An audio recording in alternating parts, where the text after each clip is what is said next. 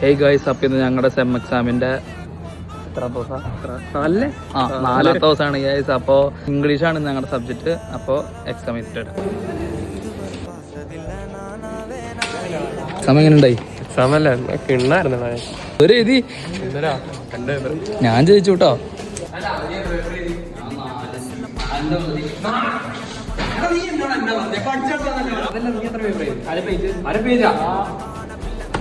കണ്ടവനെ അതല്ല ഇവരെ പഠിച്ചോളാന്ന് പറഞ്ഞ എന്റെ അടുത്ത് പുള്ളി ഇതിന് രാത്രി വിളിച്ചൊക്കെ പഠിച്ചോണ്ടോന്ന്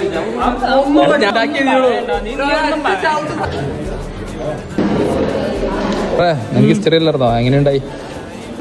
ഇന്നലെ രാത്രി പബ്ജി കളിച്ച് അങ്ങനെ ഇരിക്കും.